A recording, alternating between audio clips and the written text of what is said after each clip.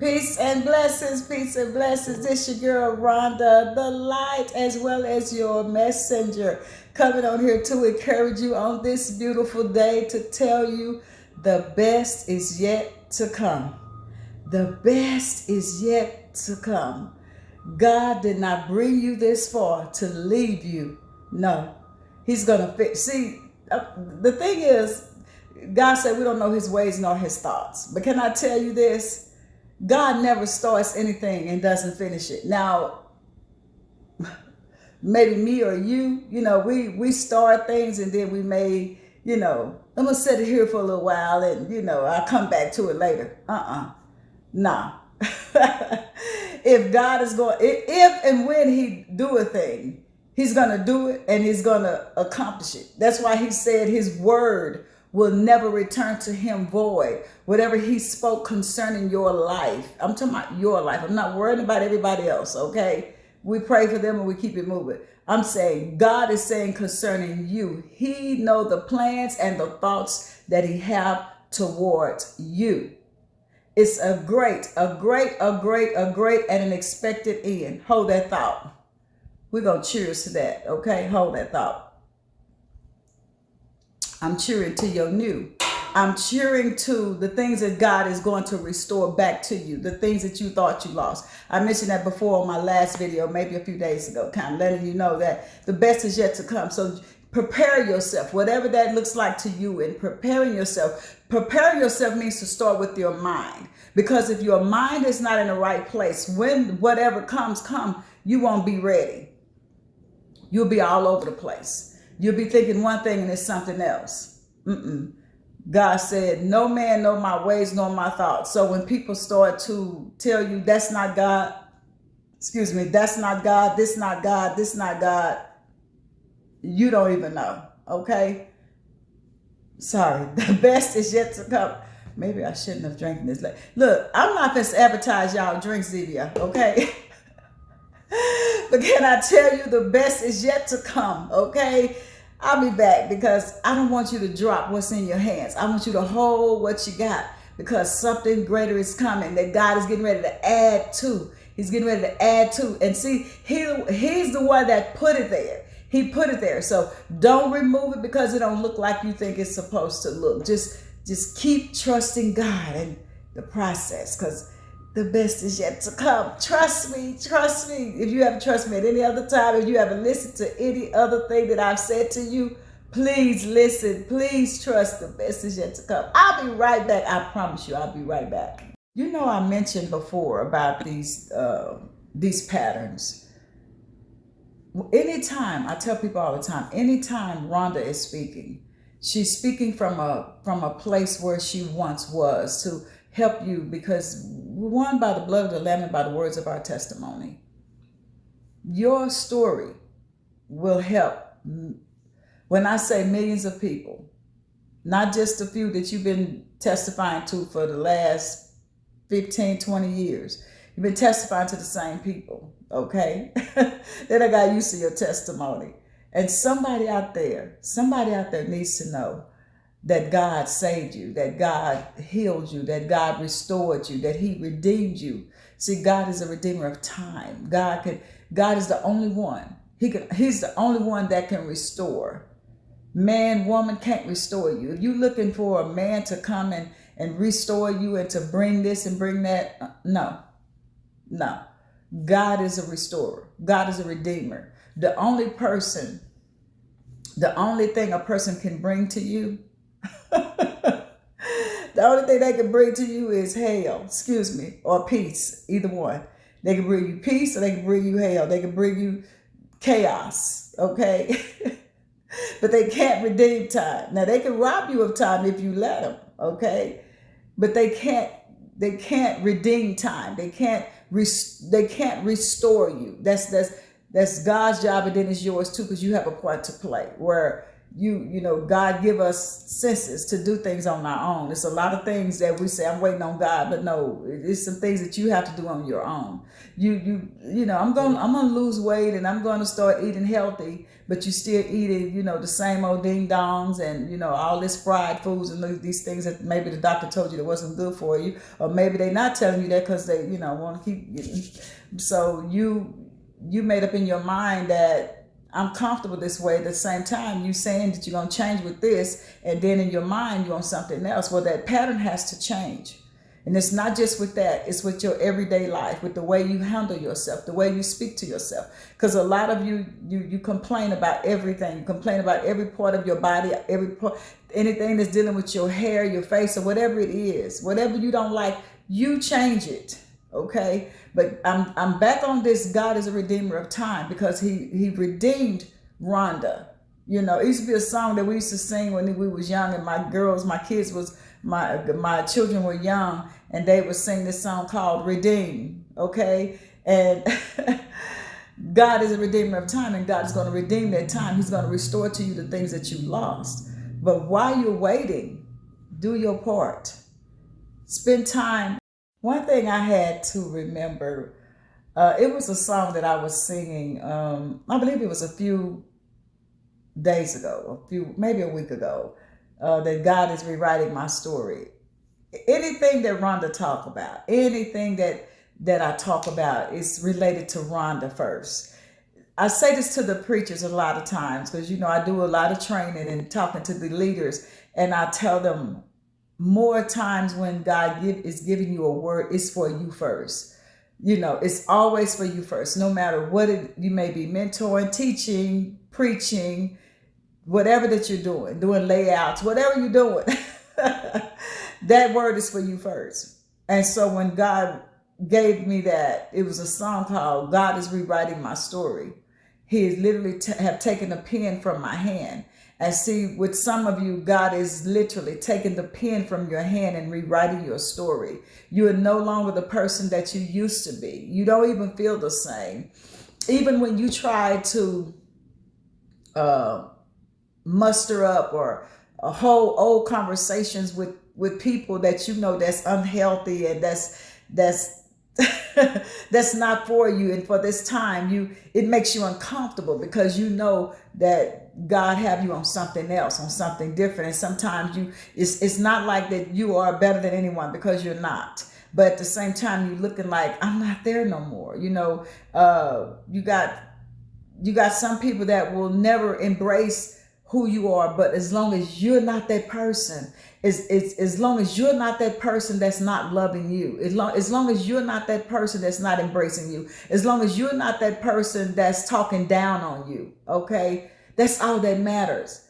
You got to know that God is not only rewriting your story, but God is restoring everything that you thought you lost. God is doing some things in your life, and you don't have time to keep dragging all those old patterns, those old ways of thinking. It's not good. Can I tell you this? If you bring any ounce of anything old into something new, it's not going to work. Can I tell you that? You will find yourself being frustrated. Okay, you want something new, you want something from God, but then you still have your old ways. You still want to handle things the same old way. God said, I'm not blessing that. I'm not even there, as a matter of fact, because you still want to do things your way. And one thing you're not going to do with God, He'll let you go ahead and have your way. He'll let you go ahead and throw that fit. And at the same time, He'll let you handle your own business until you get tired of you. Because it took Rhonda to get tired of her. I was tired of Rhonda, okay? But now I love me some Rhonda, all right?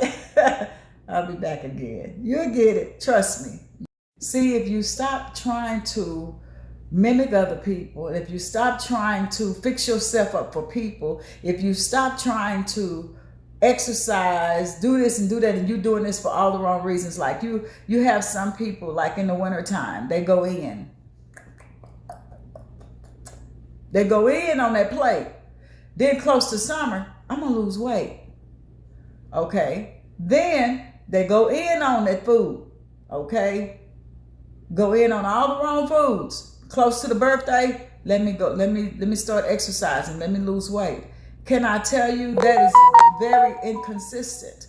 Don't you know that If other people are watching you, you know God definitely see you. He know your heart. He know what your intentions are about. What are you doing these things for?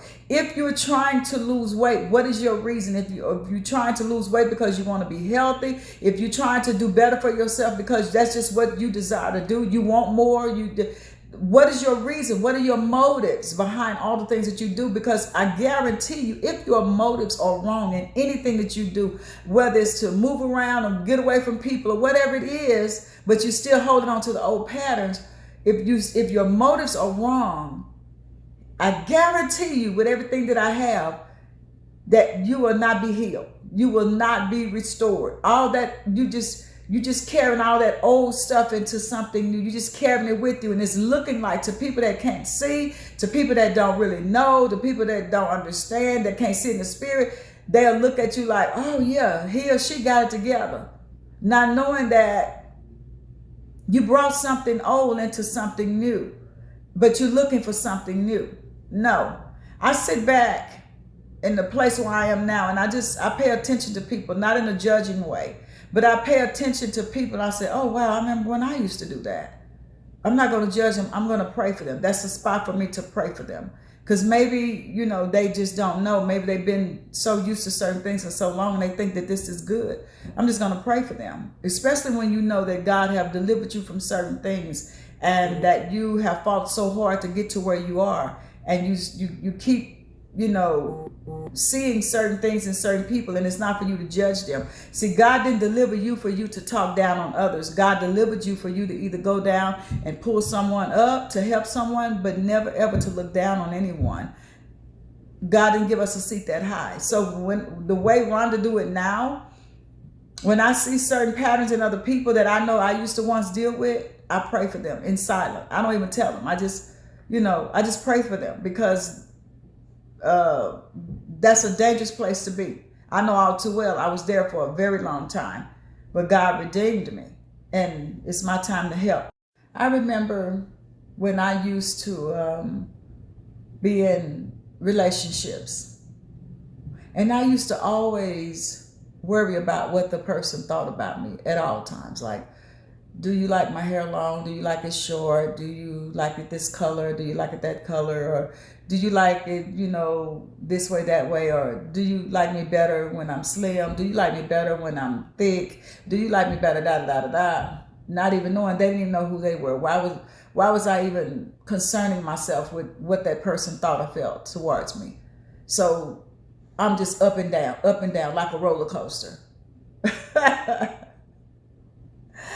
When there was a time in my life, at one point, I didn't care. When I was in certain parts of my younger age, I ain't gonna give y'all my age. When I was younger, in certain parts of my life, it was a point. I didn't care what you thought of me. I didn't care if you liked my hair long or short, or blonde or black or yellow or green or whatever. Because I was a beautician for 30-something years, so I used to do my hair in all colors, all cuts, and because I knew if I cut it, I could grow it all back long. And, that was just what Rhonda wanted to do. Whatever Rhonda wanted to wear, Rhonda would wear whatever she desired to wear. And it got to a point in my life to where I don't know where it stopped, to where I started asking the men in my life back then, what do you think?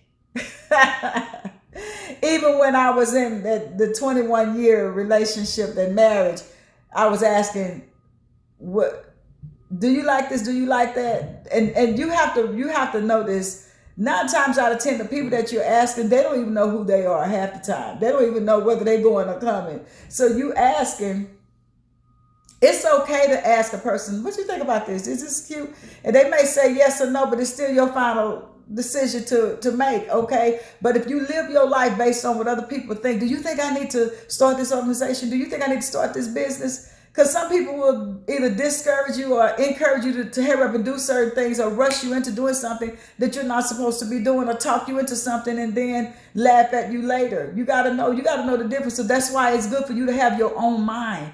Burn up those old patterns, those old ways of thinking, because those patterns is destroying you. And to you, you think you're doing a good thing. You think you're doing something healthy. But those old patterns are not only destroying you, but it's destroying the people that are tied to you. If they are knitted to you, you're hurting those people. Change your patterns. That's your mind, your mindset of what you think about you. Stop worrying about everybody else. It doesn't matter at the end of the day. God said he knew the thoughts, not they knew the thoughts. He know the thoughts he have towards you, says the Lord.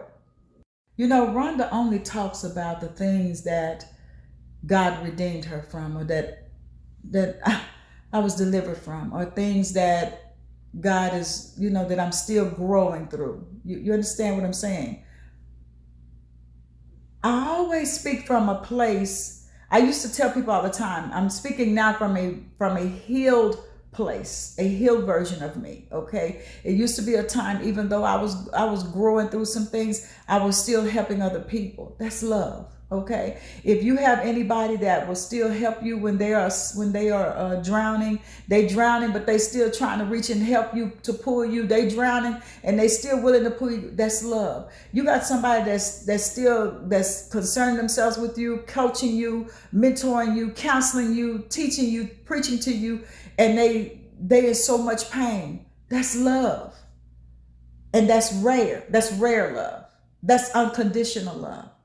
And that's the way I was at one point, to where I was leading while bleeding, but I didn't bleed on anybody because I was patching myself up. And some people that actually knew me, they knew that. They knew it. They saw the pain and they knew it. That's why more times some of the same people that I was coaching and mentoring, they still with me to this day, because they like, man, I saw I seen it with my own two eyes. Okay. I seen it with my own two eyes. I know the things that you went through and how rough that was, and how, man, you soldiered up. Like you may have cried, you may have did, you know, whatever. But let me say this to you, man, you're a strong woman. You're a very strong woman. And I love it when people know the vulnerable side. Like, I wasn't always strong. It was times where I was weak, you know, but it was a time to where when things would happen, I hair up and bounce back, you know, and it could come a time to where you might not be able to bounce back so quick. And there was a time that I was there, you know, 2022, 2023. Let me go back to 2018 to 2014. All those years, I was like, man, it felt like I wasn't bouncing back. So it will be times where you feel like, man, I ain't bouncing back from this. I'm not coming back from this. But God redeemed me, and God is about to redeem you. He's rewriting your story, and the best is yet to come. If you haven't heard nothing that I've said throughout this whole video that I have created on today, please know, listen to these two. The best is yet to come, and God is a redeemer of time. Okay? Know that. Everything that you thought you lost, you is about to restore it. And let me say this to you. Love people anyway, but love them in a distance, okay? Mistreat no one. Love everybody, okay? Even you know the only way you're going to get healed, if you stop hiding. Yeah, I just had to come back again to kind of help some of you all out in my closing, okay? I don't think I closed properly. Some of you are hiding, and this is how you looking, like, can they see me? You know, you got on your straw, your shades, and you know, you ducking in and out of places, and do they see me? God see you, okay? God see you. You're not hidden, okay? I don't know if y'all saw the play Madea, when she was standing up in behind the screen of the house, and she was asking Brown, and do they see me? Yeah, they see you. Stop hiding. Stop hiding and live your authentic life. Be who God called you to be. Stop hiding behind everybody else and be who God called you to be. I did this on purpose, because this is how some of you look, because you pretend so long to where you literally yourself, you don't even know who you are. You don't even know, you can't even find you. Okay? So stop hiding. Take that hat off and take them glasses off. It look crazy.